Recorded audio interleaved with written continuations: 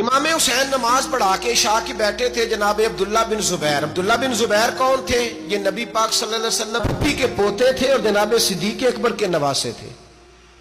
حضرت عبداللہ بن زبیر اور جناب زبیر بن عوام عشرہ مبشرہ صحابی ہیں، ان کے بیٹے تھے.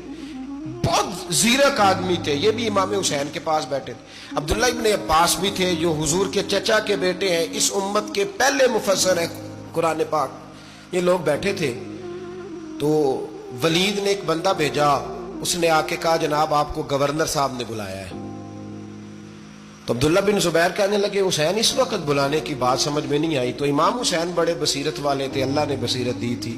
کہنے لگے عبداللہ آپ کو سمجھ نہیں آئی، مجھے سمجھ آ گئی ہے، امیر معاویہ وصال کر گئے اور یہ ہمیں جو بلایا گیا ہے نا یہ یزید کی بیعت کے لیے بلایا گیا ہے.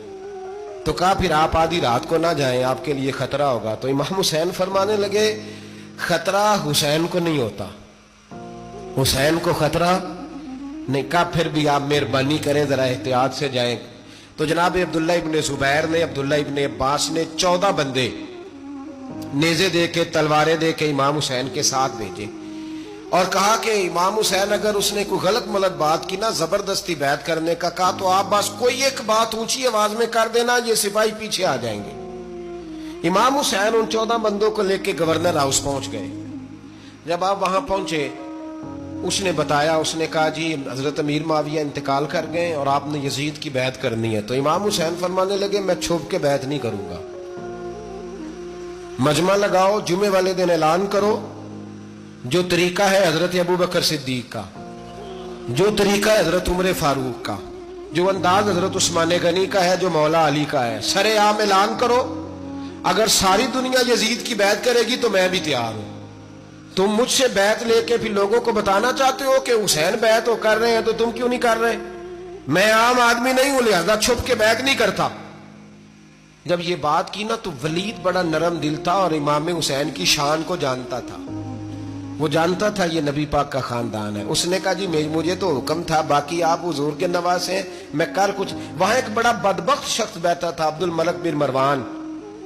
وہ ولید سے کہنے لگا کہ اگر حسین آج تمہارے ہاتھ سے نکل گئے تو تمہارے لیے بہت بڑا مسئلہ کھڑا ہو جائے. انہیں جانے نہ دینا، یا بیعت کراؤ یا ان سے کہو جنگ کے لیے تیار ہو.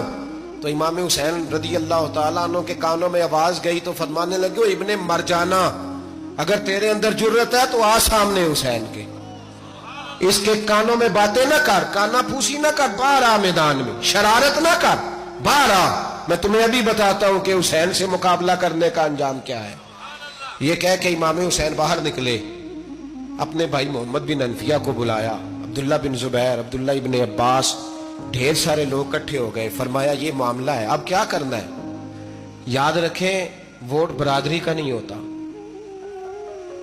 ووٹ برادری کا نہیں، ووٹ دین کا ہوتا ہے. جو بندہ دین کے، ملت کے، مذہب کے معیار پہ پورا نہ ہوتے اسے حکمت کے تحت بھی ووٹ دینا جائز. ہاں یہ بات سچی ہے تو بہرحال سچی ہے، یہ یاد رکھ لے. ہمارے ووٹ سے کوئی ایم این اے، ایم پی اے جتنے ظلم کرے گا ووٹ دینے والا اس کے ظلم میں شریک ہوگا، بالکل 100%. یہ لکھ لیں بات. ہم اس وقت بڑی جلدی، پتہ نہیں ہمیں کیا مسئلہ ہو جاتا ہے، اتنا اتنی مصیبت انہیں نہیں بنی ہوتی، نہیں یہاں بنی ہوتی ہے. خدا کا خوف کریں. امام علی مقام ووٹ ہی مانگ رہا تھا نا یزید، اور پھر اس نے بڑے بڑے لالچ دیے. اس نے کہا کہ آپ 5-4 صوبے ہیں جس کی گورنری مرضی رکھ لیں، دولت آپ کی مرضی کی.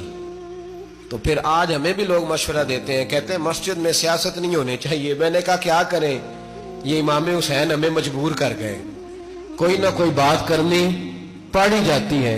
امام علی مقام نے فرمایا چھپ کے ووٹ کی بات، بیعت کی بات نہیں ہو سکتی. آپ نے جا کے لوگوں سے مشورہ کیا تو وہ کہنے لگے حضور وقت ابھی مناسب نہیں ہے، آپ اس طرح کریں یہاں رکے، ہم مکے سے، عراق سے، کوفے سے لوگوں کو بلاتے ہیں، یہاں ایک بڑی مجلس مشاورت قائم کرتے ہیں. امام حسین فرمانے لگے اگر تم مشاورت قائم کرو گے تو ولید اور عبد الملک بن مروان وہ تو جنگ کرنے کو تیار ہیں، اور نبی پاک نے فرمایا ایک مینڈا ہوگا جس کی وجہ سے مدینے کی گلیوں میں لہو بہے گا. فرمانے لگے میں وہ بکرا، وہ مینڈا نہیں بننا چاہتا. کہا پھر آپ کیا کریں گے؟ تو امام حسین رو پڑے. فرمانے لگے میں مدینہ چھوڑ جاؤں گا لیکن مدینے کی حرمت پامال نہیں ہونے دوں گا. امام علی مقام آدھی رات کے وقت نکلے. سیدہ فاطمہ کا دروازہ ایک اس دن تھا جس دن حضرت مولا علی کوفے چلے گئے, اور دوبارہ آج تالا لگا جب امام حسین نکلے. آپ جنت البقیع کے پیچھے کھڑے ہو کے حضور کا روضہ دیکھنے لگے. اس وقت گنبد تو نہیں ہوتا تھا, روضہ دیکھنے لگے. نانا تیرے کرم کے خزینے کی خیر ہو, میں جا رہا ہوں تیرے مدینے کی خیر ہو. سارا خاندان لے گئے, مکے تشریف لے گئے. حج کے ایام قریب آنے والے تھے. امام حسین نے وہاں لوگوں سے باتیں کی. جب امام حسین وہاں سے پہنچے تو کوفے سے خط آنے لگے. کوفہ حضرت علی کا دار الخلافہ تھا, وہاں آپ کے محبین پیار کرنے والے ڈھیروں تھے. انہیں خط لکھے کہ حضور آپ چپ کر کے بیٹھے ہوئے ہیں اور ہمارے اوپر یزید مسلط ہو گیا ہے. آپ اگر میدان میں نہیں نکلیں گے, آپ نہیں آئیں گے تو ہم اللہ کی بارگاہ میں شکوہ کریں گے کہ کوئی ہماری کمان کرنے کو تیار ہی نہیں ہوا.